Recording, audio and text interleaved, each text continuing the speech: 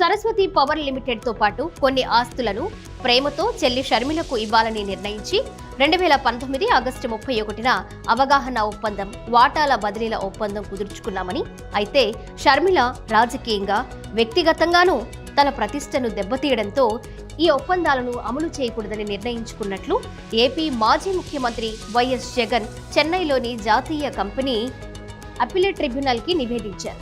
Saraswati power limited ఆస్తుల జప్తునకు సంబంధించి ఎన్ఫోర్స్మెంట్ డైరెక్టరేట్ తెలంగాణ హైకోర్టులో అప్పీలు దాఖలు చేసిందని, ఈ కేసులన్నీ పూర్తయ్యాక ఆస్తులు, వాటాల బదలాయింపు అమలు చేయాలని గతంలో నిర్ణయించుకున్నట్లు తెలిపారు. చెల్లిపై ప్రేమతో భవిష్యత్తులో ఆస్తులను బదలాయించడానికే గతంలో ఒప్పందం కుదిరిందని అన్నారు.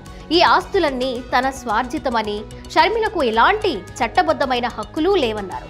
ఎలాంటి చట్టబద్ధమైన పత్రాలు లేకుండా విజయమ్మ, చాగరి జనార్దన్ రెడ్డిల లేఖల ఆధారంగా తమ పేర్లతో ఉన్న వాటాలను బదలాయిస్తూ సరస్వతి కంపెనీ బోర్డు ఏకపక్షంగా తీర్మానం చేసిందని, ఈ తీర్మానాన్ని సవాలు చేస్తూ తాను హైదరాబాద్ జాతీయ కంపెనీ లా ట్రిబ్యునల్లో పిటిషన్ వేసినట్లు తెలిపారు.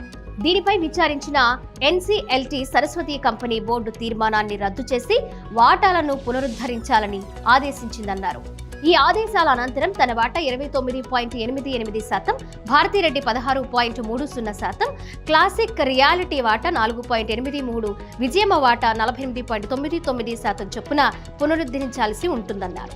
దీనికి విరుద్ధంగా ఎన్సీఎల్టీ ఇచ్చిన తీర్పును సవాల్ చేస్తూ సరస్వతి పవర్ లిమిటెడ్ ఇక్కడ అప్పీలు దాఖలు చేసిందని అన్నారు.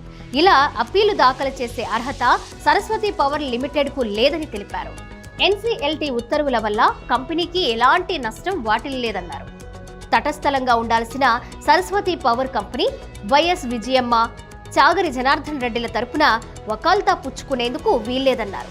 బోర్డ్ ఆఫ్ డైరెక్టర్స్ చట్టవిరుద్ధంగా వ్యవహరించినప్పుడు వారిని సమర్థిస్తూ కంపెనీ అప్పీల్ చేయడానికి వీల్లేదన్నారు. తల్లి విజయమ్మ ట్రస్టీగా చెల్లికి వాటాలతో సహా కొన్ని ఆస్తులు ఇవ్వడానికి అవగాహన ఒప్పందం కుదిరిందన్నారు. కోర్టు కేసులు తేలిన తర్వాత బదలాయింపు నిమిత్తం వాటాల సర్టిఫికెట్లు కూడా ఇవ్వలేదన్నారు. వాటాల బదలాయింపును సమర్థించుకునేందుకు సరస్వతి కంపెనీ ప్రయత్నిస్తోందన్నారు.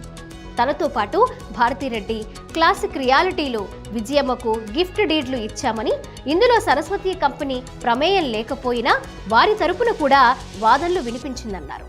వాటాల బదలాయింపు ఒప్పందం జరిగిన 3 ఏళ్లు మౌనంగా ఉండి తరువాత బదలాయించడాన్ని సమర్థించుకోవడానికి సరైన కారణం లేదని అన్నారు. ఎన్సీఎల్టీ తీర్పుపై ఇచ్చిన స్టే ఉత్తర్వులను తొలగించాలని అభ్యర్థించారు.